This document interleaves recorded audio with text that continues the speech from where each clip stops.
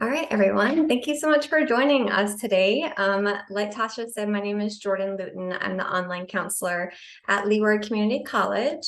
So I want to get to know you all a little bit better via chat since we're doing this thing virtually today. So go ahead and just introduce yourself, what you like to go by, maybe where you're joining us from, your campus, what you're studying, just kind of some basic info about yourself in the chat. That'd be great. I'll give folks a few seconds to do that.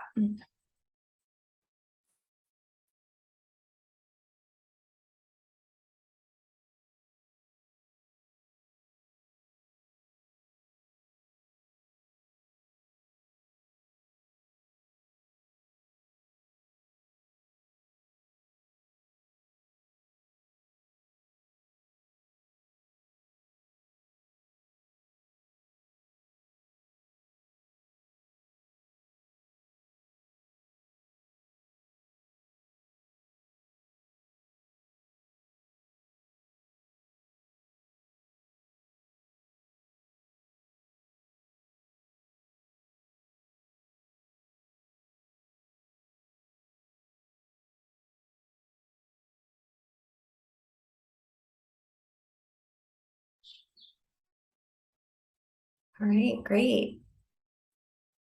Oh, yay. Got some Neighbor Island folk. Awesome. Cool. Awesome. Well, nice to meet you all. So this session today will be a bit interactive. So the more you engage today in the chat, the more you're going to get out of the session. So hopefully you're not driving or doing other things, because I will prompt you to, kind of reflect and take notes and just kind of think through some of the things that we're going to go over today. So hopefully you can practice some of those learning strategies. And then when I ask you questions, you can locate that chat one more time and pop your thoughts in the chat. Works best when it's mostly interactive as a session. So thank you all in advance for being game for that.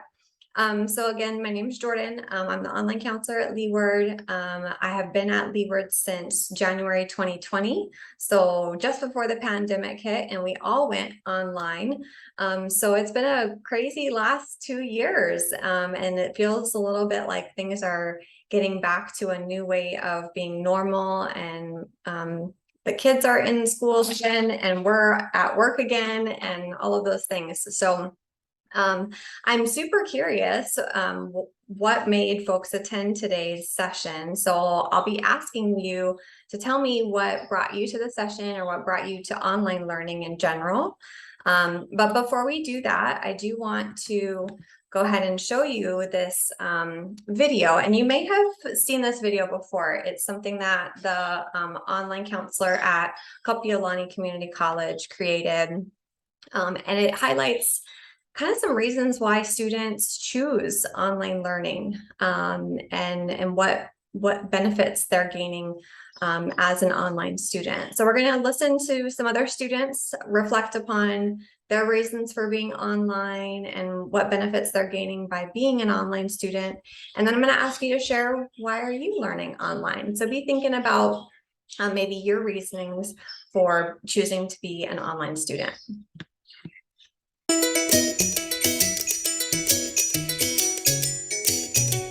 I took online classes because I needed more time to take care of family responsibilities, and being able to take a class online gave me an opportunity to get my education while being flexible. It allows me to fulfill my requirements for my degree as well as my professional requirements for my job, so I don't miss either side. I registered for online classes for a lot of reasons. One, to put in more hours at work. Also, so that I could put time aside for my extracurricular activities, such as hula, community service, things like that. And I also got a little extra time to spend with my family. Convenience. It definitely allowed me to have a flexible schedule so that I can fit in more work hours and also other classes too. Online learning is different because for myself, it's a completely different way of learning. No matter how structured or organized the professor makes the class, you as the student have to take responsibility for yourself, stay organized, keep on track, because it's very easy to fall behind and get lost within a class when you don't have to be present in the class. By preparing yourself, really planning out, what are the responsibilities I have to balance with my online workload and with my daily life, being able to make that mesh before you commit yourself, it really helps you to prepare for the workload and to be successful and not waste time and money. It can be easy to forget about online classes. I know that firsthand. There's no one there to tell you when things are due, if you have a test tomorrow or a project coming up next week. It's really important to be disciplined and to look on Laulima, read through your syllabus, and most importantly, check your UH email. You definitely have to be more self-motivated, and that's a huge thing to be prepared for, because you won't have your teacher there, you won't have classmates that would remind you what homework to turn in. You have to stay on top of things, and you have to keep yourself updated with the next assignment due dates, etc. My advice to all of you would be to plan out your schedule ahead of time. What I did was I planned out my week ahead of schedule so that I could incorporate my schoolwork, my online class, and extracurricular activities or anything else going on in my life, so that I would know exactly what's coming up and I wouldn't forget anything. You have to be prepared to be independent. In online learning, everything falls on you. Also, with that being said, you have resources that you can count on. Your professors, counselors, fellow classmates, even peer mentors, online even, to help you succeed in whatever classes you're taking. Be prepared for a different learning experience. Again, you won't have your teachers, you won't have other classmates keeping you on top of things, but you do have email. So take advantage of your email. Send out emails to your teachers so that you can create a more personal relationship with them. That would also create a more smoother learning environment. And also, what's a good advice is to get your own laptop or find out a place that it has reliable access to a laptop as well. It's time to be accountable for yourself. You take control of your learning. Be prepared, be wise, make good decisions, and really take advantage of that opportunity to do a class outside of the traditional classroom.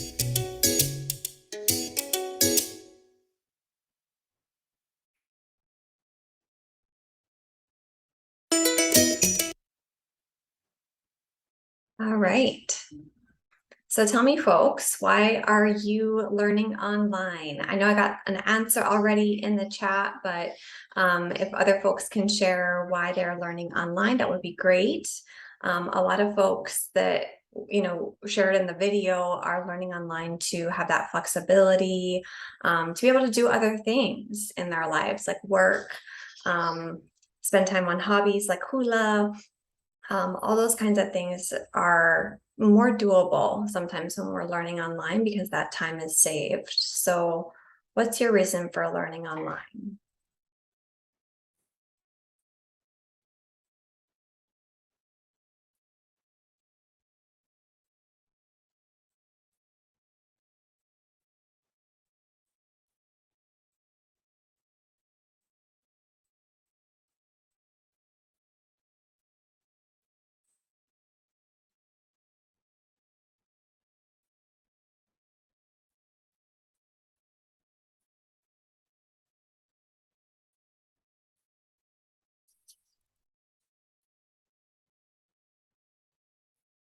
All right, so I got some messages here in the chat. All right. Yes, okay, Lynn, learning online because I'm a single mom of 3 kids. Wow, congrats, good for you. Let's see, I work a full-time job and I want to be able to have quality time with family, practice dancing. Awesome, very cool. Yeah, we have another mom in the room, so you guys can definitely connect and share share your tips with each other on how to balance the family life with the online learning and work as well. We have lots of really busy students doing online classes, so I'm always interested to see what you're able to do because you're online learning. Opens up your time. Okay, great. All right, thank you guys. You're getting the hang of it. All right, so because it's often easy to get into online learning and think that it's going to be a certain way, or that you're going to be able to do certain things, we inevitably run into challenges or things that our expectations are not necessarily being met. And so we run into things and we're like, oh, we didn't really plan for this. And now we're having to adjust. A concept that you may have heard of was introduced by a social sciences. Her name was Carol Dweck. She talks about this theory of growth mindset. So I do have another quick video to share with you just to relate this idea of growth mindset. And I want to hear from you what you thought about this, or if you've heard about this before, how it shows up in your life too. Yeah. All right. So take a minute, watch this quick video.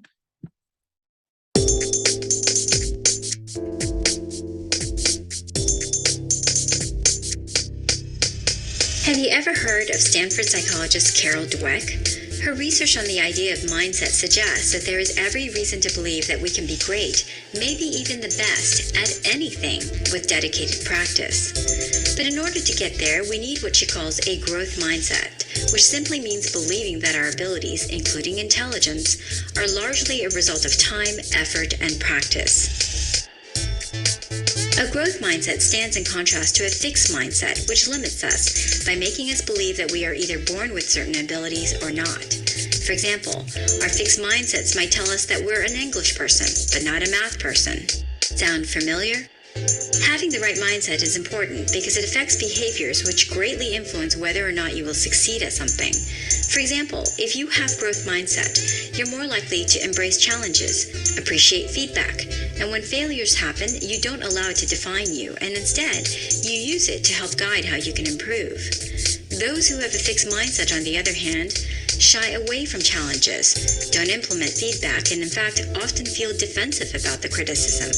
And when failures happen, it's devastating and feels like an attack on one's worth. You can see that there is a self-fulfilling prophecy here. If you believe that your abilities can improve, you'll engage in behaviors which make it so. If you believe your abilities are more or less immutable, you don't try to improve, and so you don't. If you recognize yourself as having a fixed mindset about things, well, you can change that. Practice having a growth mindset, and the sky's the limit.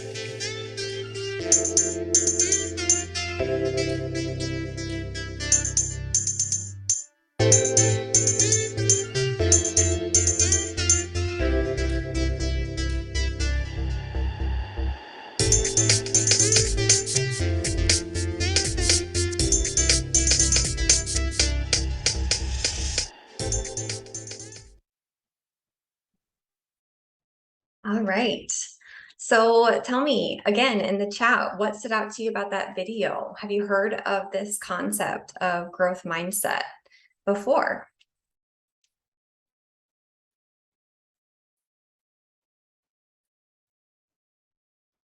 Yeah, heard of it before. It does tend to come up. It's been around for a while now, so you might have heard about it. Yep, like in your workplace. Or in maybe like a social science class, psychology, it often comes up, or maybe an introduction to college class, sometimes it comes up. Okay. Awesome. All right, good influence there, Lynn. Awesome. Great. Yes. Yeah. Yeah, I think that I got a message directly to me. It said that totally agree with the principles, right? It's starting with that belief in yourself that you can do something. Without that belief, it's going to make it just that much harder to accomplish your goals, right? And it takes me back to that part in the video where it talks about time, effort, and practice. If you put those three things together, we're pretty well on our way to succeeding and reaching our goals if we can do those three things. And sort of rebuffing the idea that we're born a certain way or we have certain abilities just innately. I think it's really easy to say things just like the video said. I'm not a math person, or you know, I'm a hands-on person, and just think that we can only learn one way or another. But if we have this idea that we're here to learn and grow and challenge ourselves and not prove that we already know or that we're perfect from the beginning, then we have that much more of a ability to experience learning and challenges in a more positive way. So kind of reflecting when we get stuck or when we find ourselves in a challenging situation, reflecting on, okay, so where's our mindset at? Are we having a fixed mindset about this and we're just like getting ourselves stuck? Or what can we do to increase our growth mindset and look at this in a problem solution oriented way? Okay.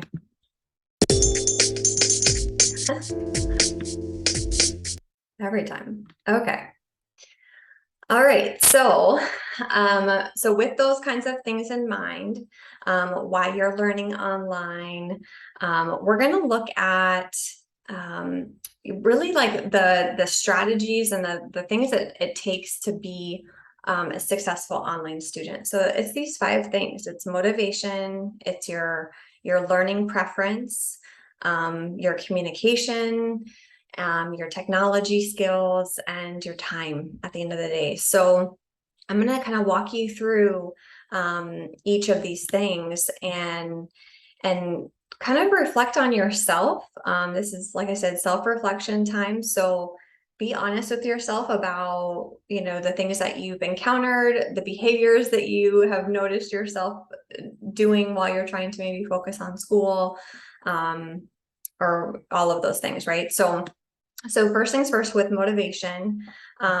Motivation really goes to what's going to help us stay focused in school, what's going to help us persist when we fail or we encounter challenges, what helps us follow through. And I think with that first video, one of the students talked about being really self-disciplined. And being able to, like, no one's going to hold your hand and make sure that you're doing it. Your instructor's not in the room necessarily with you. So how are you going to keep yourself motivated and on track with online learning, right?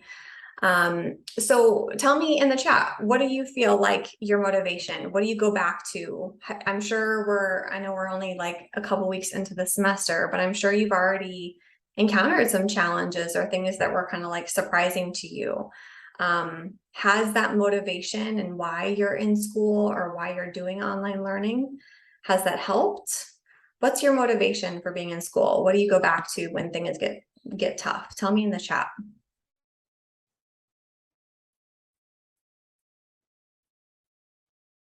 Oh, I love this. Okay, I think we can learn more when we are challenged to be better. Absolutely. I have to delete all social media apps from my phone in order to focus in school. It's hard for me to keep motivated if I'm on social media often. Definitely. I hear social media being a really hard thing for students to break away from. It's such a habit for a lot of us. Does anyone have any strategies that, besides deleting, any strategies that they use to kind of keep away from their social media accounts? I would love to get you guys sharing ideas in the chat. Yeah, and the motivation being your daughter, you want to be a role model for her. Absolutely. I think all of my student parents that I work with, they bring up their kids when they talk about why they're in school. They want them to have a better future. They want to have more opportunities for them. They want to show that school is important, right? And so that one day they'll go to college after high school. So yeah, definitely that motivation, if we have that motivation, it really starts there. So good job reflecting. Feel free to keep adding your thoughts about your motivation in the chat. I'll share them as they pop through. I really appreciate you guys thinking through this. Okay, and then let's think about learning preferences. Okay, so sometimes this is called learning styles. You may have like taken a quiz or something to determine what your learning style is at one point in your education. We think about learning preferences in like kind of a default way, right? Like how do I learn best? You hear people talk about, I'm a hands-on learner. I like to learn by doing, those types of things. So thinking about your learning preference, what do you sort of default to is a good way to assess yourself. Like I have to talk everything through. I know that's really hard to believe for some of you that know me. But I have to talk things through to really think I learn and understand something. My husband is the complete opposite. He will read and research and watch all the YouTube videos and figure all of this out. I will do that, but then I'd have to like talk it through with somebody to make sure I understand. So tell me, what learning preference do you feel like? Do you feel like you're inclined towards reading? Do you feel like you learn best by like watching someone demo it? Do you feel like if you just listen to something, you pretty much got it? You like to do more hands-on, learning by doing? Yeah. Okay, I'm a visual learner. Also like to talk to somebody about it. Absolutely. Good to know that about yourself. What about other folks? Yeah.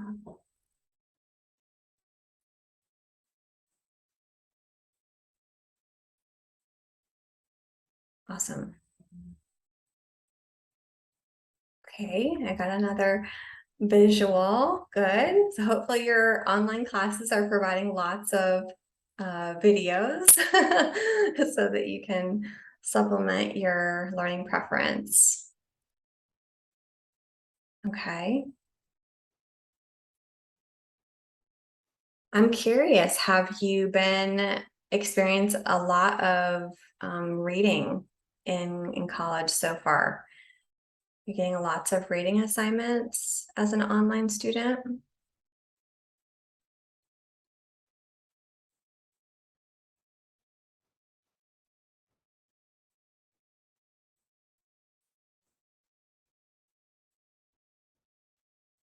Yeah, a lot of reading and writing.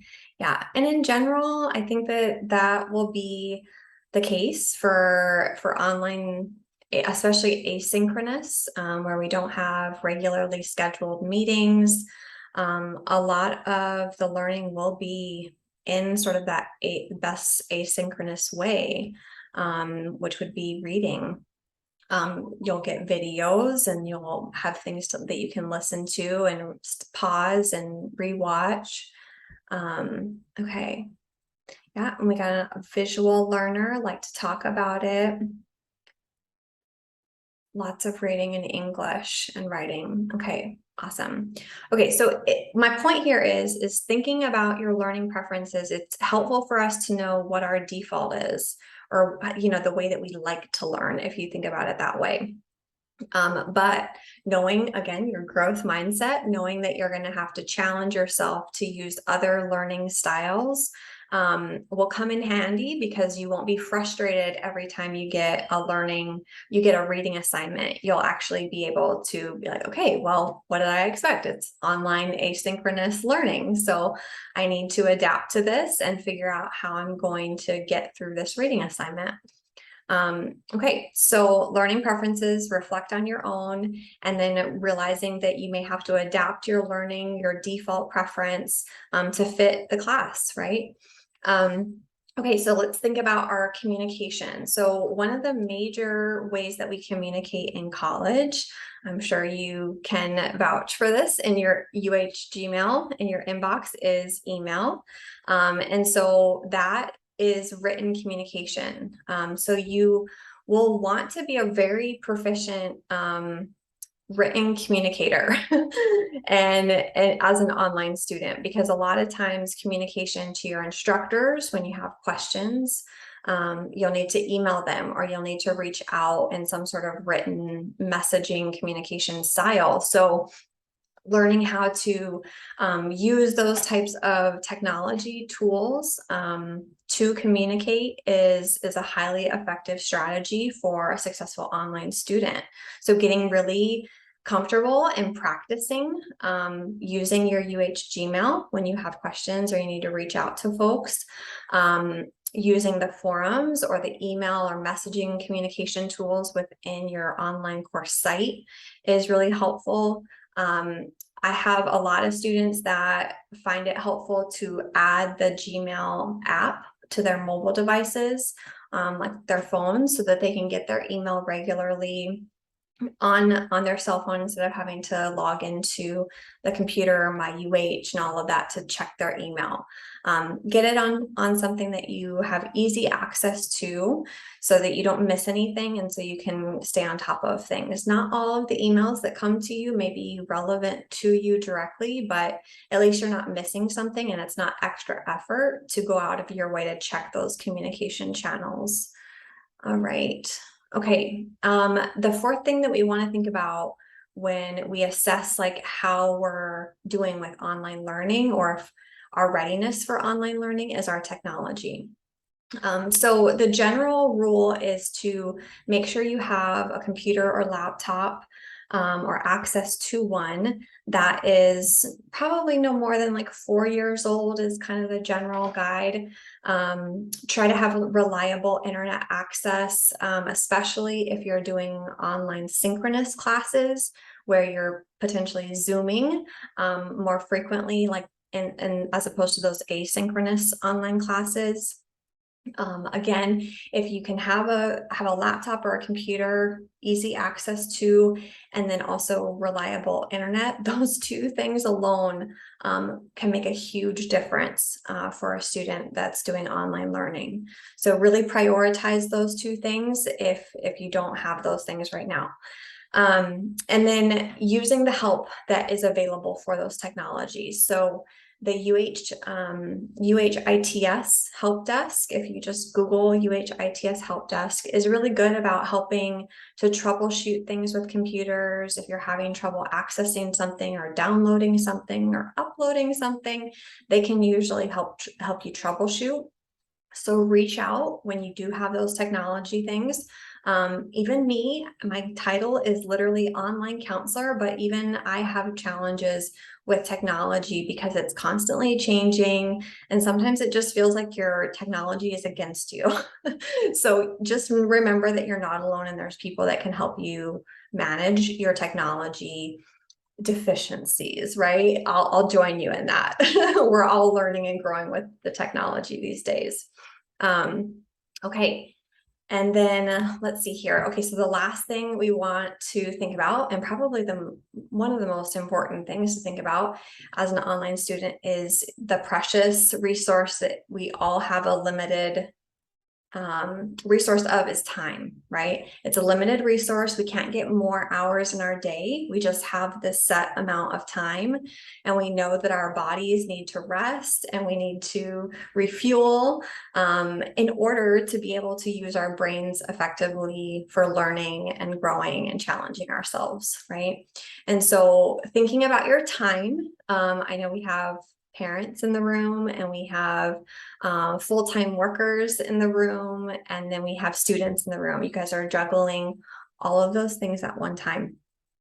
So be conservative, I would say. If you're a brand new student, be conservative about how much things you put on your plate your first semester and see how that goes, and increase as you see success, right? So I have a lot of students get super excited about they got a new job and keikis are back in school and now they're going to go to school full time because they got Pell Grant, and that, you know, is better if you can go full time. And so they're trying to do everything full time, right? And sometimes it just doesn't work. Sometimes we have to find a way to give time in certain areas versus others so that we can find some harmony in our lives or find some balance so that we can focus on the things that we need to prioritize right now and not completely drop all of our commitments. So being highly organized is crucial, especially as an online student, especially if you've got all of those things happening. If you don't already have a calendar or a planner, get one. And if you can, try and practice time blocking. If you've never heard of time blocking, Google it, because there's tons of resources out there about time blocking.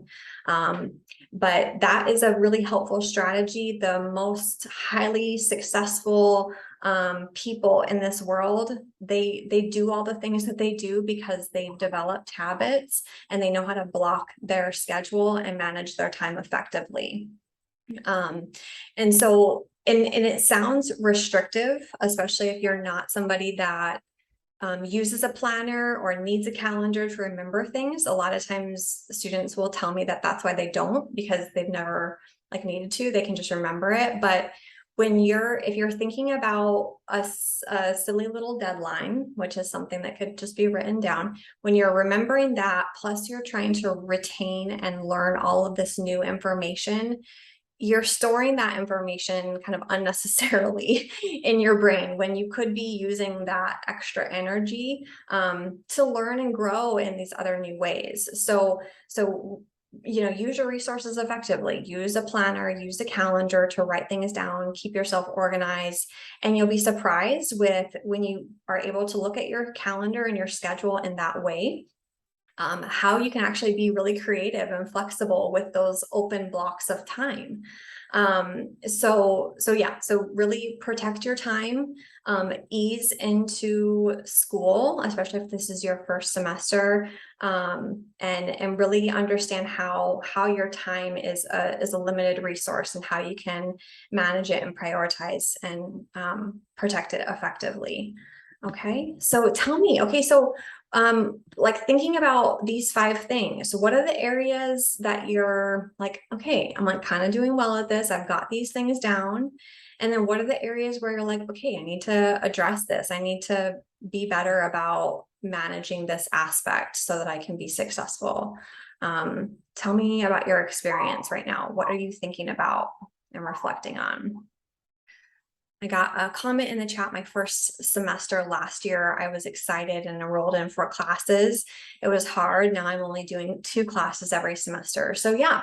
So again, it's like knowing your limits and understanding it's more important to be successful with less than to be kind of subpar with more, right? So I think that we have to be really judicious with our time and how we spend our energy.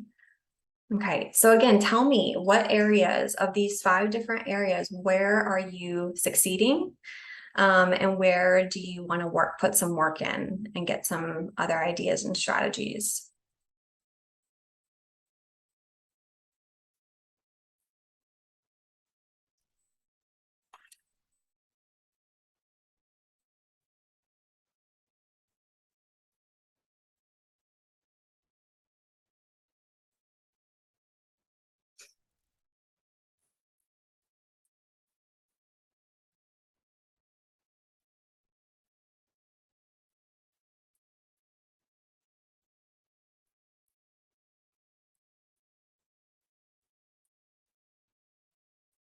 Okay, I gotta direct.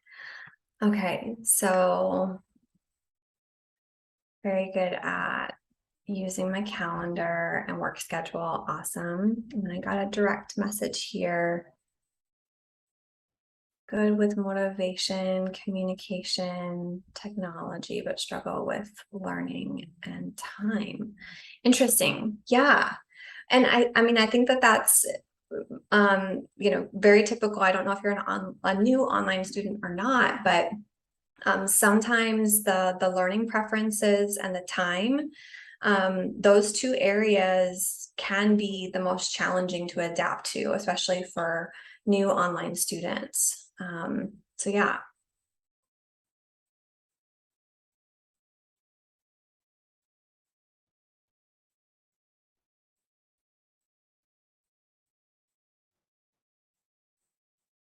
Okay.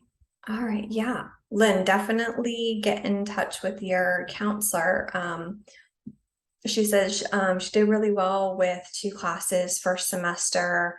struggling and having a hard time with one of her instructors, needing to reach out and get in touch with a counselor to get some help with these classes. Tutoring is a great resource. We've got Tasha here. If you have any questions about the Writing Center, especially, and their tutoring services, be sure to direct message Tasha so she can get you guys connected with that. And Yes. oh, go ahead, And, Tasha. and also I'm in touch with coordinators from other campuses. So if it looks like we have like Kauai as well as some other campuses here. Yeah. And Scott Sutherland, he is Mhm. the coordinator at Wentworth Community College. So we're all connected and we've come together to offer them across the different system campuses. Great. Yeah, so definitely get in touch, Lynn, with your counselor and with maybe some of the Writing Center folks, so that you can get the resources that you need to move forward.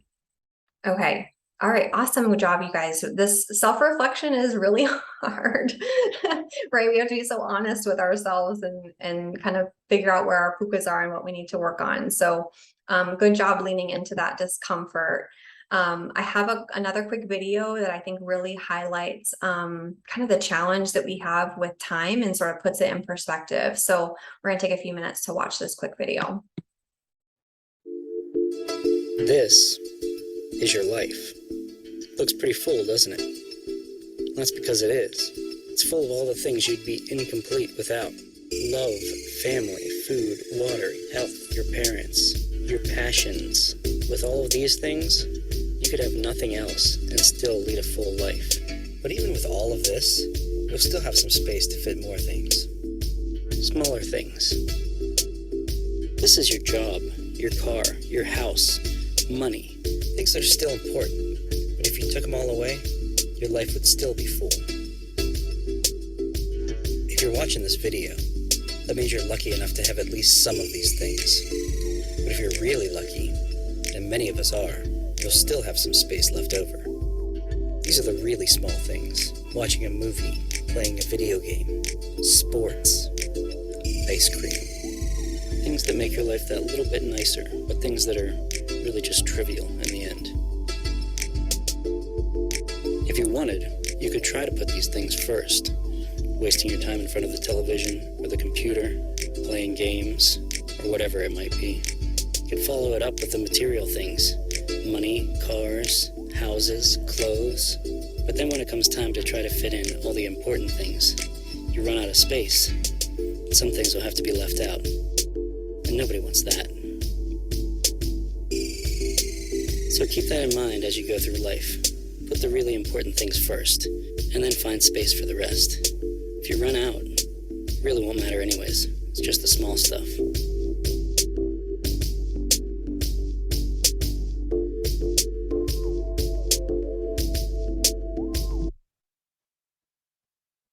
All right, you guys. So I think that video kind of speaks for itself, but hopefully you enjoyed that visual perspective of how to prioritize. If you have any thoughts, go ahead and throw them in the chat.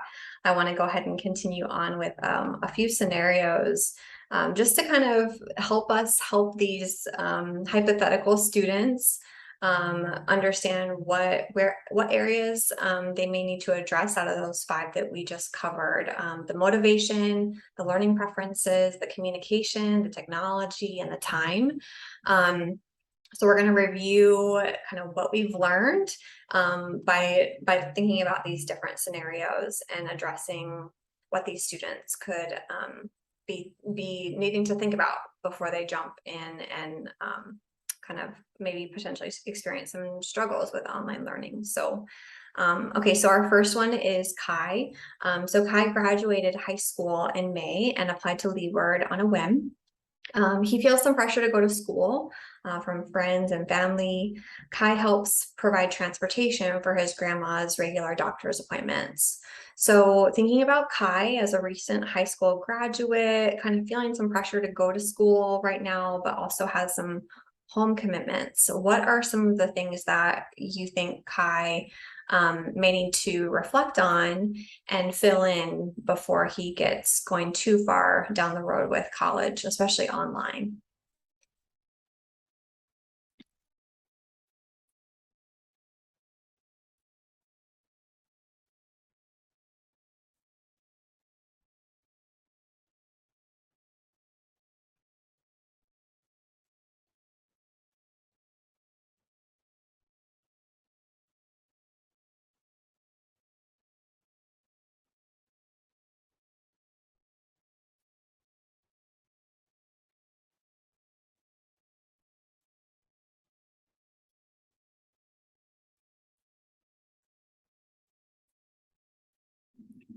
All right, so go ahead and pop your thoughts in the chat. What do we think Kai needs to focus on a bit out of these five out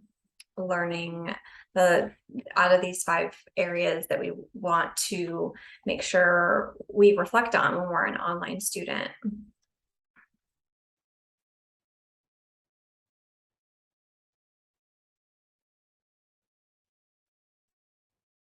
Yeah, for sure, communication. Mhm.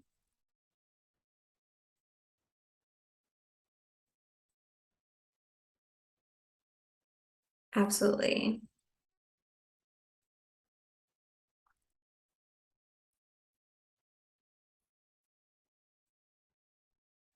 Do you feel like Kai kind of has like his motivation, his focus, what's going to get him through figured out before he jumps into school?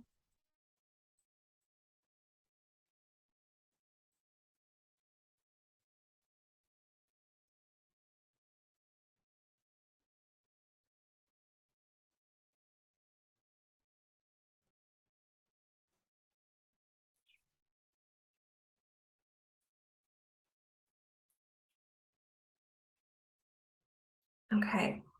All right. So Kai does need to kind of think about his motivation a little bit before he gets too far down the road with school, because as we know, your motivation is really the thing that's going to get you through when those things get challenging in college.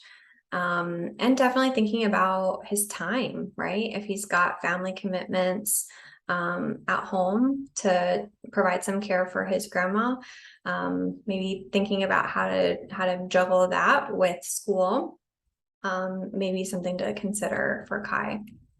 Okay. All right, so Kehao, this is our single mom, and Kehao has a daughter that just turned 6 this year, so she now feels ready to return to work and college. She just started a new full-time job and is eligible for the federal Pell Grant.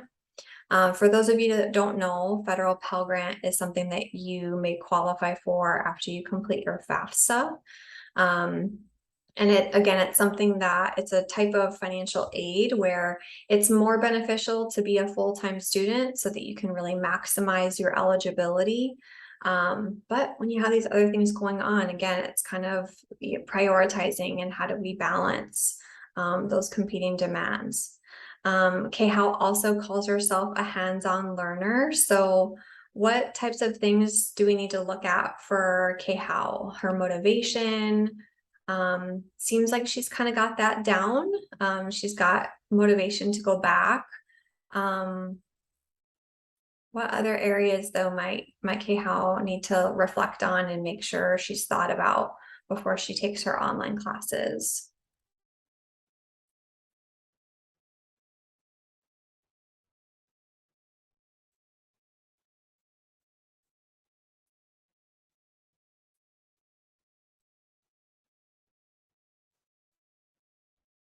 Time for sure.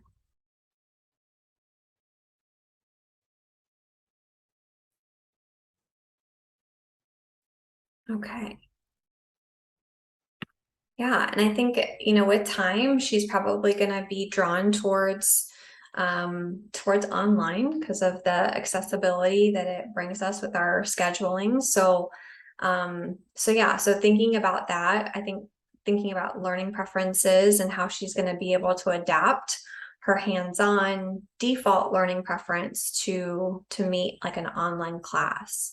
So Yeah, so Kayhao definitely has some things to consider before she dives into online learning. Okay, good.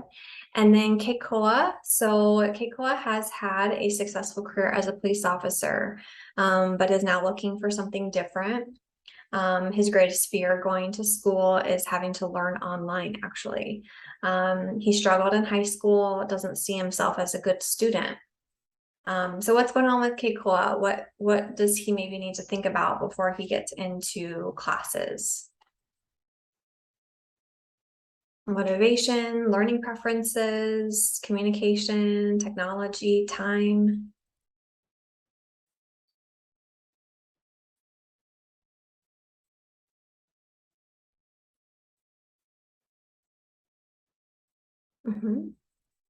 Yeah,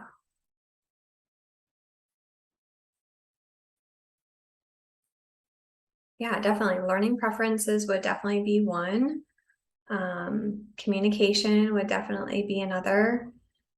When we can nail down our communication and we're okay to reach out and ask for help when we need it, that's a huge skill that we build in college. And if we can practice that well, we can usually get the support and help that we need to move through. Very good. Okay, you guys got it. Nice work. Okay. So if you're looking for some more practice thinking about these 5 areas, I would highly recommend the online learning orientation. If you haven't already gone through this orientation, it's a self-paced optional orientation, at least at Leeward. So you can get access to it as long as you have a UH username and password. You just get it through your My UH services. Click the go button and it's going to ask you to log in.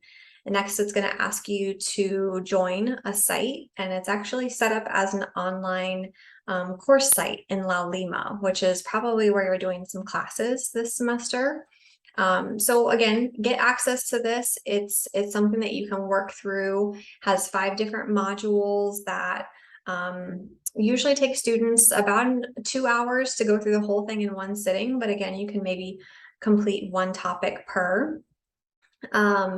And yeah, I think it's a really helpful tool to just have access to the resources. It also talks about campus resources, and you guys have so much out there that's available to you that's just kind of waiting for you to access, especially in community colleges. So check it out. It doesn't only have resources linked for Leeward, it also has resources for the other community colleges, because I know folks are home campus elsewhere as well in the room today. So feel free to get access to this if you want more tips and content about how to be a successful online student. And then we only have an hour for today's session, and I know a lot of it was just spent kind of like reflecting on where we're at with those 5 areas, but I think that self-reflection time we don't give ourselves enough of. So hopefully it was helpful for you to stop and kind of think through some of these things, and you got some good strategies and how to move forward. And then before I think we finish up for today, I'm gonna go ahead and